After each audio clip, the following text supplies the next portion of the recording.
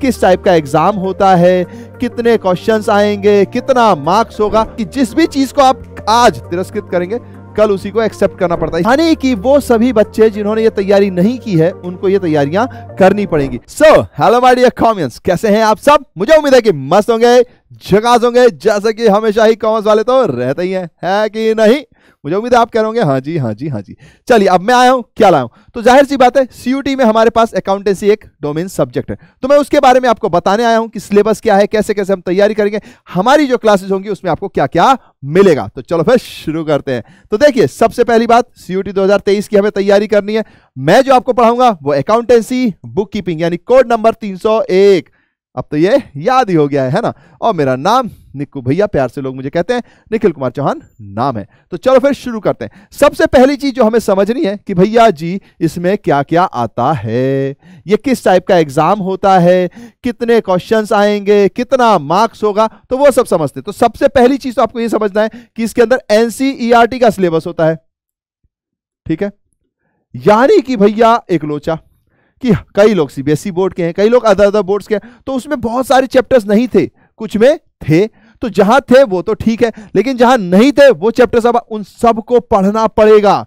इसीलिए मैंने हमेशा कहा है कि जिस भी चीज को आप आज तिरस्कृत करेंगे कल उसी को एक्सेप्ट करना पड़ता है। इसलिए अगर आपको पढ़ने में कोई भी चीज आ रही है तो उसको पढ़ लीजिए, पर अगर नहीं पढ़ा तो कोई बात नहीं, पहले समझ लेते हैं कि वो क्या चीजें होंगी। तो जाहिर सी बात है, सबसे पहले तो हमारे पास होता है एनपीओ यानी नॉट फॉर प्रॉफिट ऑर्गेनाइजेशन।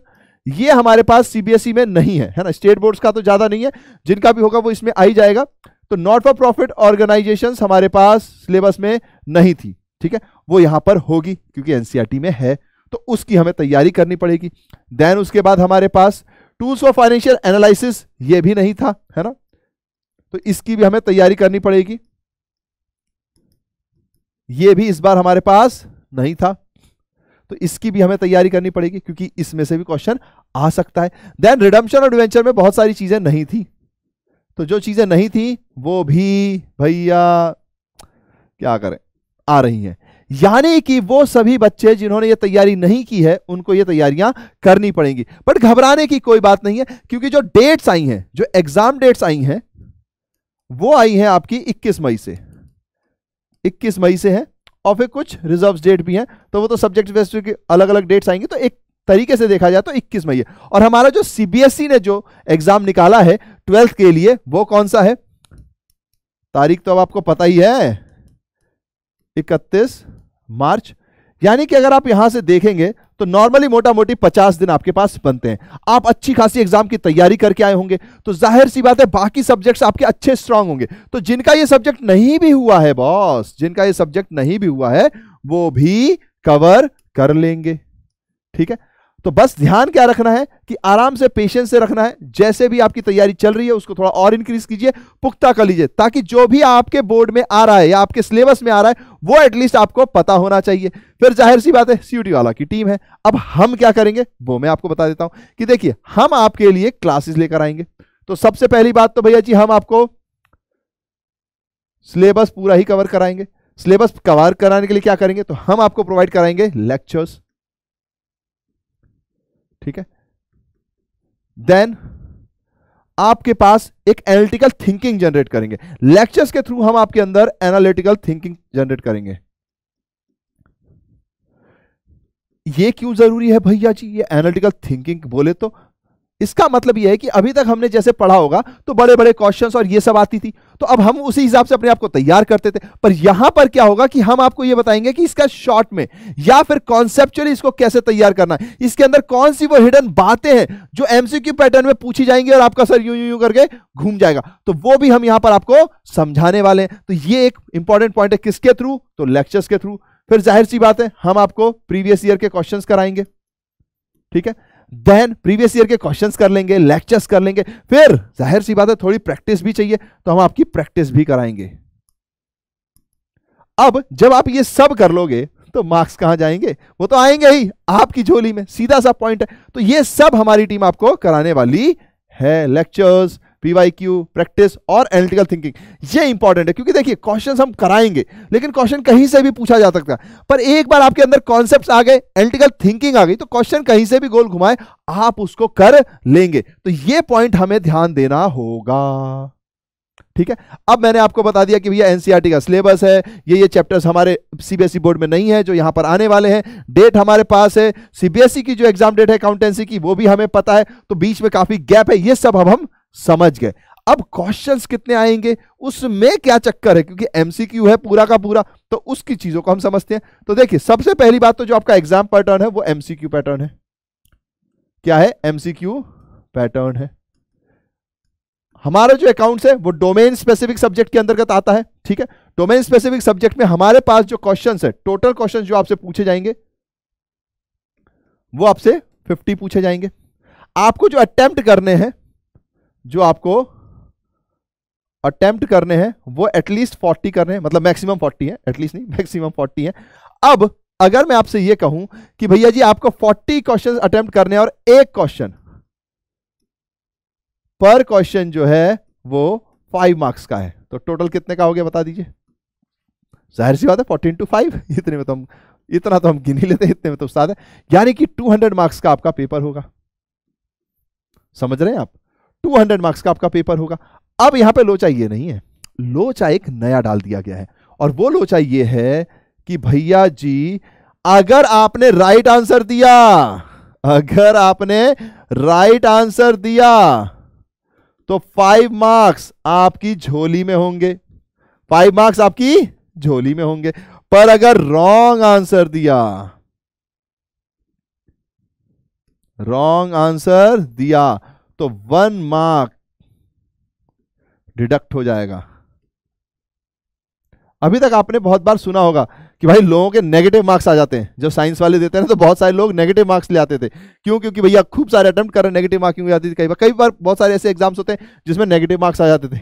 यहाँ पर भी चांस है, यानी कि पढ़ना अच्छे से, वरना पता चला हमने कुछ, मतलब अगर कोई बिल्कुल ही पढ़ के नहीं गया, सिर्फ तुक्के के हिसाब से गया, तो उसके नेगेटिव मार्क्स भी आ सकते हैं। तो ये आपको ध्यान देना पड़ेगा भैया जी। तो इस पर थोड़ा सा उंगली बना देते हैं, ठीक है। यहां पर आपको ध्यान देना है कि यहां पर 1 मार्क डिडक्ट होने का चांस है, यानी कि नेगेटिव मार्किंग है। अब जैसे ही ये सुना, जैसे ही हमने ये सुना, हमारा क्यूरियोसिटी माइंड दौड़ के कह देगा भैया अगर अटेम्प्ट नहीं किया तो जाहिर सी बात है, अगर नहीं अटेम्प्ट किया, अगर नहीं अटेम्प्ट किया, नॉट अटेम्प्टेड, तो फिर 0, यानी कि ना कटेगा ना जुड़ेगा। 0 का मतलब क्या हुआ? ना कटेगा ना जुड़ेगा। एक तरीके से आप स्किप कर दिया क्वेश्चन, ऐसा माना जाएगा। अब पॉइंट क्या है कि यहां पर आपको ध्यान देना है कि अगर 50 क्वेश्चन आपके पास हैं, आपको सिर्फ 40 ही अटेम्प्ट करने हैं। 40 अटेम्प्ट किए, 5 नंबर का एक है, 200 नंबर अपनी जेब में डाल दिए, तो यानी कि आपके पास 10 क्वेश्चन का ऑप्शन है ना। तो ये भी हम आपको सिखाएंगे प्रैक्टिस के थ्रू, प्रीवियस ईयर क्वेश्चंस कराने के थ्रू, या आपको ऐसे ऑब्जेक्टिव्स क्वेश्चंस दिए जाएंगे ताकि आपको समझ में आए कि टाइम के अंदर आपको 40 क्वेश्चंस कैसे करने हैं, कौन से क्वेश्चन को छोड़ देना है, कौन से क्वेश्चन को सही करना। प्रैक्टिस के थ्रू ये आप समझने भी लगेंगे। तो इसी चीज के लिए हमारी पूरी टीम आपके साथ है, ठीक है। चलिए, ये तो हो गया सब्जेक्ट्स के बारे में, जहां पर हमने ये जान लिया कि भैया एनसीईआरटी का सिलेबस आएगा, कब से एग्जाम स्टार्ट है, सिलेबस में क्या क्या चीजें हैं वो हमने जान लिया, हम आपको क्या क्या देने वाले हैं वो हमने बता दिया, और मार्क्स के पैटर्न क्या है वो भी बता दिया। अब बारी क्या है? वो रास्ते जानने की, यानी वो चैप्टर्स जानने की जहां जहां से हमें जाना है। तो चलो फिर उसको देखते हैं। तो हमारी जो सवारी है वो शुरू हो जाएगी। अगर देखा जाए, हालांकि चैप्टर्स हम अपने हिसाब से फ्लक्चुएट कर लेंगे, लेकिन जो शुरू है वो है नॉट फॉर प्रॉफिट ऑर्गेनाइजेशन से। इसके अंदर आपको नॉट फॉर प्रॉफिट ऑर्गेनाइजेशन का मीनिंग, एग्जांपल्स, ये सब पता होने चाहिए। रिसिप्ट्स एंड पेमेंट में meaning, concept, fund based, non fund based accounting, ये काफी दिक्कत वाली पॉइंट होता है। कई बार लोग फंड बेस्ड अकाउंटिंग में गड़बड़ करते हैं, तो हमें वो पता होना चाहिए। Then preparation of income and expenditure account and balance sheet from receipt and payment account, additional information भी दी जा सकती है, यानी कि सारे क्वेश्चंस करना आपको जरूरी है, सारी एनालिटिकल थिंकिंग रखना आपको अपने पास बहुत ज्यादा जरूरी है। देन उसके बाद ये चैप्टर खत्म होगा तो जाहिर सी बात है पार्टनरशिप का है। पार्टनरशिप में भी सब कुछ पूछा गया है, नेचर ऑफ पार्टनरशिप फर्म के अंदर, पार्टनरशिप डीड से रिलेटेड सारी चीजें आई गई। Final accounts of partnership, fix fluctuating आ ही गया, division of profit among partners आ ही गया, profit and loss appropriation account हमारे पास आ ही गया। यानी कि ये सारे टॉपिक्स हमको यहां पर पढ़ने पड़ेंगे। देन उसके बाद बारी आती है रिकॉन्स्टिट्यूशन ऑफ पार्टनरशिप। इसी के अंदर हमारे बाकी सारी चीजें आती हैं, जैसे कि सबसे पहले हमारे पास क्या आता है changes in profit sharing ratio among the existing partner, SR निकालना, जीआर निकालना, न्यू रेशियो निकालना, ये हमें यहीं से पता चलता है। Now accounting for revaluation of assets, revaluation account बनाना, ये भी। फिर रिजर्व्स एंड एक्यूमुलेटेड प्रॉफिट्स का क्या होगा, ये भी, यानी सब कुछ ही कवर हो रहा है बॉस। फिर गुडविल की कैलकुलेशन है हमारे पास, चाहे वो एवरेज प्रॉफिट हो, सुपर प्रॉफिट हो, मल्टीप्लाई, कैपिटलाइजेशन मेथड, ये सारी चीजें इसमें गिवन है, तो ये सारी चीजें आ सकती हैं। फिर एडमिशन ऑफ अ पार्टनर, इसके अंदर जो भी admission, effect of admission of a partner का मतलब है जो भी इफेक्ट पड़ने वाला है उन सभी से क्वेश्चन आ सकता है। अगर उन सभी से आ सकता है तो ध्यान रखिए कि अगर आप सीबीएसई बोर्ड में तैयारी कर रहे हैं पूरी अच्छे से कीजिए, क्योंकि अब भैया जी वो बारी नहीं है कि हम बस सपने देखते थे, अच्छे मार्क्स ले आते थे और उसके बाद हमारे को कॉलेज मिल जाता था। आप अगर स्कूल लेवल पे अच्छे मार्क्स लेकर भी आ गए तो भी सीयूटी की तैयारी करनी है, यानी इस बार 2 बार तैयार होना पड़ेगा, पहले सीबीएसई बोर्ड में एग्जाम्स में मार्क्स लाने के लिए और फिर सीयूटी के लिए। अब कई लोग सोचते हैं अरे यार भैया तो जब ऐसा ही है तो सीधा सीयूटी की तैयारी करेंगे, बोर्ड के एग्जाम्स के मार्क्स इतने थोड़ी इंपॉर्टेंट हो गए। फिर नहीं भाई हैं, क्योंकि देखिए अगर मान लीजिए क्वेश्चन है, नया साल है, पता नहीं क्वेश्चन कितने लेवल में आएगा और इस दुनिया में कितने लोग तैयारी कर रहे हैं, मतलब इंडिया में कितने लोग तैयारी कर रहे हैं, कितनों के मार्क्स मैच कर गए, फिर क्या करेंगे, फिर वो लोग बोर्ड के मार्क्स देख सकते हैं, तो ये उनके ऊपर डिपेंडेंसी आ जाएगी। तो भाई हमें तो कोई भी चीज में पीछे नहीं रहना है, बोर्ड में भी मार्क्स लाएंगे। और जाहिर सी बात है, देखिए अगर आप मार्क्स लाएं इसका मतलब आपने पढ़ा है ना, अगर आप मार्क्स नहीं लाए तो नहीं पढ़ा, इसकी क्या गारंटी है कि फिर आप एग्जाम के बाद पढ़ने लग जाओगे, भैया इसकी कोई गारंटी नहीं होती, गारंटी किसी भी चीज की नहीं है। तो इसीलिए, और ये भी होता है कि कई लोग लास्ट में जाग जाते हैं, लेकिन फिर भी जो तैयारी करता है उसकी हैबिट हो जाती है तैयारी करने की, तो फिर वो तैयारी करता चला जाता है। तो हमें इन्हीं चीजों पर ध्यान देना है, ठीक है। नाउ एडमिशन ऑफ पार्टनर में क्या क्या आएगा, तो change in profit sharing ratio, accounting treatment of goodwill, revaluation of assets and liabilities, फिर reserves, accumulated adjustment of capital, देखिए वो टॉपिक भी इसके अंदर है, यानी ये सारी चीजें पूछी जाएंगी। फिर retirement and death of a partner आता है, जिसके अंदर changes in profit sharing ratio, accounting treatment of goodwill, revaluation of assets and liability, adjustments, accumulated profit, सब कवर हो रहा है, यानी कि सब कुछ आएगा भाई साहब, हमें हर चीज के लिए तैयार होना है। फिर इसके बाद डिसॉल्यूशन ऑफ पार्टनरशिप फॉर्म, इसके अंदर आएगा meaning, settlement of accounts, preparation of realisation account and related accounts excluding payable distribution, sale to a company and insolvency of a partner। वैसे भी ये हमारे उसमें है नहीं, तो ये अभी आएगा भी नहीं, तो चलो ये तो नहीं आएगा, लेकिन रिलेशन अकाउंट बनाने को आएगा, यानी उससे रिलेटेड जितनी भी इंफॉर्मेशन है सब आएगी। पार्टनर्स में क्या इफेक्ट पड़ेगा, वर्कमैन कंपनसेशन फंड का ट्रीटमेंट, अगर किसी पार्टनर ने कमीशन रिसीव किया उसका ट्रीटमेंट, ये सारी चीजें यहां पर आने वाली हैं। और फिर कैश एंड बैंक इक्वल होने पर क्या क्या चीजें हैं वो कुछ भी पूछ सकते हैं, है ना, क्योंकि बहुत सारा सिलेबस इसके अंदर कवर हो रहा है। फिर company accounts and financial statement analysis, यहीं पर है जहां पर बहुत सारी चीजें इंक्लूडेड नहीं थी सीबीएसई बोर्ड में, पर एनसीईआरटी में सब इंक्लूडेड है। देखिए ध्यान से, सबसे पहले शेयर कैपिटल, उसका मीनिंग, नेचर एंड टाइप चाहिए। Then accounting for share capital, issue and allotment of equity and preference shares, over subscription, under subscription, issue at par, premium, discount, calls in advance, calls in arrear, issue of share for consideration other than cash, सब cover है। forfeiture of shares, accounting treatment, reissue of forfeiture of shares, presentation of share and debentures capital in the company's balance sheet, presentation भी है, ये तो हालांकि CBSE में भी, और ये आपको अच्छे से तैयार भी रखना है। फाइनेंशियल स्टेटमेंट चैप्टर से अगर आपने सब पढ़ लिया तो यहां आपको दिक्कत नहीं आएगी, है ना, तो ये भी हमें ध्यान रखना है। देन इशू ऑफ डिवेंचर में at par, premium, discount, issue of debenture for consideration other than cash, ये कवर है। Then redemption of debenture, out of fresh issue, accumulated profits and sinking fund, ये सब भी इंक्लूडेड है। यानी कि ये बहुत सारे टॉपिक्स हैं, अकाउंट का सिलेबस बहुत वास्ट हो जा रहा है, तो जितना अच्छा प्रिपेयर आप बोर्ड के लिए करेंगे उतने अच्छे आप प्रिपेयर हो जाएंगे सीयूईटी के लिए, ठीक है। चलिए ये तो हमें पता ही कंपनीज का पार्ट है। अब बारी आती है एनालिसिस ऑफ स्टेटमेंट की बारी, तो उसमें अगर आपने फाइनेंशियल स्टेटमेंट अच्छे से कर लिया तो देखिए इसके तो चांसेस मुझे लगता है कि काफी इसमें सीयूटी में भी चांसेस हैं, क्योंकि यहां से काफी सारी चीजें पूछी जा सकती है, मेजर, हेडिंग, वेडिंग सब यहां से पूछी जा सकती है। तो financial statement of a company, ये इनके बीच में स्पेस है, in the prescribed form with the major headings only, तो यहां पे यानी कि मेजर हेडिंग पूछी जा सकती है, सब हेडिंग्स का भी रोल यहां पर नहीं आया, बट उसके अंदर चीजें आती हैं तो कुछ भी पूछ सकते हैं, तो हम तो पूरा ही तैयार होकर जाएंगे। Financial analysis, meaning, significance, purpose and limitations, ये भी चीजें हैं। Tools for financial analysis, comparative statement, common size statements, ये भी सीबीएसई में नहीं है, यहां पर है, तो हमें इसमें ध्यान देना पड़ेगा। और फिर accounting ratios, meaning, objective, types of ratios, ये सारा इसके अंदर कवर हो रहा है, तो हमें ये सब देखना पड़ेगा, समझ रहे हो आप। फिर उसके बाद आती है बारी liquidity ratio, solvency ratio, activity ratio, profitability ratio. और रेशियोज में काफी टफनेस होती है लोगों को, क्योंकि वो 3 नंबर का आता है, तो कई लोग सीबीएसई में उसको छोड़ देते हैं, वो यहां पर फंस सकते हैं, तो उनको वहां भी अच्छे से तैयारी करनी है। प्लीज हमेशा ध्यान रखिए, शॉर्टकट्स किसी भी फील्ड में आपको ऊपर नहीं लेकर जाते हैं। अगर आप पढ़ाई की फील्ड में है, पूरी मेहनत करनी पड़ेगी। अगर आप मेसी जी को देखिए, रोनाल्डो जी को देखिए, वो स्पोर्ट्स में, फुटबॉल की फील्ड में है, वो पूरी मेहनत करते हैं। अगर आप मान लीजिए हमारे क्रिकेटर्स को देख लीजिए, विराट कोहली जी को देख लीजिए, चलो वो तो फिट है, पर अगर आप रोहित शर्मा जी को भी देखें तो भी वो भी पूरी मेहनत करते हैं, हार्दिक पांड्या, सब मेहनत करते हैं। अगर कोई म्यूजिक इंडस्ट्री में है तो वो भी दिन रात मेहनत करता है। जो भी इंडस्ट्री में आप हैं, आपको मेहनत तो करनी ही पड़ेगी। तो अगर आप पढ़ाई की इंडस्ट्री में हैं तो आपको मेहनत करनी ही पड़ेगी, कोई और चॉइस है ही नहीं।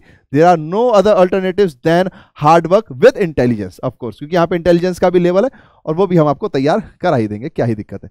ठीक है, तो इसके अंदर जितने भी रेशियोज आते हैं सब यहाँ पर हमें गिवन है, ये सब में से कुछ भी पूछा जा सकता है। फिर ऐसा नहीं है कि यहाँ पे रुक गए, अब कैश फ्लो स्टेटमेंट भी है बॉस। तो देखिए, statement of changes in financial position, इसमें कैश फ्लो स्टेटमेंट है जिसका मीनिंग, ऑब्जेक्टिव, प्रिपरेशन, एडजस्टमेंट। अब देखिए, adjustment related to depreciation, dividend, tax, sale, purchase of non current assets as per revise standard of ICAI, यानी कि सब कुछ ही हो गया एक तरीके से, है ना। और कुछ छूट भी गया तो वो भी कर ही लेंगे, ताकि कहीं कोई ऊपर नीचे हो जाए या कहीं कहीं किसी पॉइंट्स के अंदर कोई कुछ कवर हो रहा हो तो हमसे मिस ना हो। यानी कि हमारी तैयारी पूरे अपर लेवल पर होनी चाहिए। इसी के लिए हम आपके लिए लेकर आएंगे लेक्चर्स, हम आपके लिए बीच बीच में क्वेश्चंस भी कराएंगे, लेक्चर्स के दौरान भी कराएंगे, आपको फुल्ली प्रिपेयर कर देंगे, ताकि मार्क्स आए तो किसके आए, आपके, आपके और आपके। ठीक है, तो चलिए, ये हमारा सिलेबस था, मैंने एग्जाम की डेट भी आपको बता दी। प्रिपरेशन करेंगे धीरे धीरे, अभी तो आप बोर्ड पे तैयारी कर रहे होंगे या जो भी अदर बोर्ड्स में है, तो जितना भी आपके कोर्स में वो पूरा कीजिए, फिर हमारी टीम आपके साथ है और चक दे फट्टे तो करने ही है। ठीक है, चलिए, फिर ये मैंने सिलेबस के बारे में आपको सब कुछ बता दिया है, फिर मिलेंगे क्लास में। हाँ, एक और पॉइंट है कि कंप्यूटराइज सिस्टम है, अब अकाउंटिंग सिस्टम है, वो जाहिर सी बात है इसके अंदर कवर है, बट क्योंकि अकाउंट्स में हम उसको पढ़ाते नहीं है और ए और बी ही पार्ट से आता है, तो ये तो अभी हम कवर नहीं कर रहे हैं। ठीक है, मैंने आपको बता दिया है। अब लास्ट में कुछ एक तरीके से कि क्वेश्चंस कैसे पूछे जाते हैं उसको हम समझते हैं थोड़ा सा, ताकि आपको भी एक एनालिटिकल थिंकिंग जनरेट होने की बात आए। ये क्वेश्चंस सैंपल पेपर में भी आए हुए हैं, तो आपके लिए बहुत अच्छी चीज है कि सीबीएसई का जो सैंपल पेपर है आप उसको एक तरीके से बेस मानकर चलिए, उसके हिसाब से तैयारी करेंगे तो फिर तो सब कुछ सही ही रहेगा। क्योंकि नया एग्जाम है तो सबके पास क्वेश्चंस बने बनाए नहीं है, जहां से भी क्वेश्चन आ रहे हैं, जितने भी क्वेश्चन आ रहे हैं, वो अगर हम करेंगे तो उन्हीं में से आने के ज्यादातर चांसेस हैं। ऑल्दो हम आपके अंदर इतनी एनालिटिकल थिंकिंग ला देंगे ताकि अगर क्वेश्चन कभी ऊपर नीचे से भी आए तो भी आपको वो समझ में आ जाए, और एक बार समझ में आ गया तो आंसर तो यार आप ले ही आओगे, इतना तो भरोसा है मुझे मेरे कॉमियंस पर, है ना। ना अब क्वेश्चन देखिए क्या है, if 5000 shares of 10 each were forfeited for non payment of final call money, क्या बोला गया, 5000 शेयर्स इशू किए गए जो कि फॉरफिट हुए non payment of final call. अब देखिए 10 का शेयर है भैया जी, और फाइनल कॉल 2 रुपए की है, और उसी का नॉन पेमेंट है, और किसी के बारे में बोला नहीं, तो इसका मतलब 8 का पेमेंट हो गया, 8 का पेमेंट हो गया। आधा गिलास भरा है तो बताओ खाली कितना है, आधा ही है, तो सीधी सी बात है। नाउ पर शेयर ओनली 3000 शेयर्स वर रीइश्यूड, इन्होंने 3000 शेयर रीइश्यू किए 11 पर शेयर पर, यानी कि जो भी शेयर इन्होंने रीइश्यू किया उस पर 10 की जगह 11 रुपए रिसीव हो गए। हमने कहा okay, as fully paid up, then what is the amount of maximum possible discount, ये क्या पॉसिबल डिस्काउंट दे सकते हैं that company can allow at the time of reissue of the remaining 2000 shares. अब देखिए 5000 शेयर फॉरफिट हुए, 3000 share इन्होंने reissue कर दिए 11 पर। पूछ हमसे इससे रिलेटेड कुछ नहीं रहा है, पूछ हमसे क्या रहे कि भाई 2000 शेयर जो बच गए उस पे मैक्सिमम पॉसिबल डिस्काउंट कंपनी क्या दे सकती है। ठीक है, अब ध्यान दीजिएगा, अगर रीइश्यू 2000 हो गए हैं, ठीक है, रीइश्यू 3000 हो गए, 2000 बचे, तो ये जो 2000 है इस पर हमें मिल कितना गया था, तो ऊपर देखेंगे हम कि भैया 10 मांगे थे, 2 फाइनल कॉल के नहीं मिले, बाकी मिल गए, यानी 8 रुपए आपको मिल गए, तो इंटू 8 करेंगे, यानी कि 16,000 रुपए मुझे ऑलरेडी मिल चुके हैं। ठीक है, फिर मैंने वो शेयर फॉरफिट कर लिए। अब अगर मैं रीइश्यू करता हूं अगर मैं रीइश्यू करता हूं तो जाहिर सी बात है, अगर मुझे उस पर 16,000 रुपए ना भी मिले, 16,000 मुझे ना भी मिले, तो क्या मेरी जेब से कुछ गया? क्या मेरी जेब से कुछ गया? जी नहीं, मेरी जेब से कुछ नहीं गया। अगर मेरी जेब से कुछ नहीं गया तो देखिए 2000 इंटू, अगर वो पर्सन मुझसे फेल नहीं होता तो 10 रुपए के हिसाब से कितना देता? 20,000 देता वो मुझे। ठीक है, अब अगर मैं देखूं तो मैक्सिमम डिस्काउंट में 16,000 तो दे सकता हूं, क्योंकि 8 रुपए मुझे मिल चुके हैं और अब उसने 2 रुपए नहीं दिया। तो अगर मैं 2000 इंटू 2 करूं तो 4,000 रुपए अगर इस बार मांग लूं तो भी मेरा काम चल जाएगा।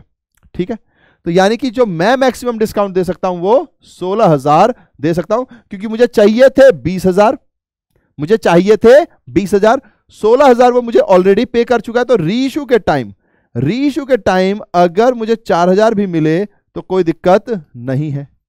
ठीक है, लेकिन क्वेश्चन उसने ये नहीं पूछा कि रीइश्यू के टाइम आपको कितना चाहिए कि आपको लॉस ना हो, उसने पूछा कि मैक्सिमम डिस्काउंट आप कितना दे सकते हो। तो जाहिर सी बात है मैं मैक्सिमम डिस्काउंट ये वाला दे सकता हूं।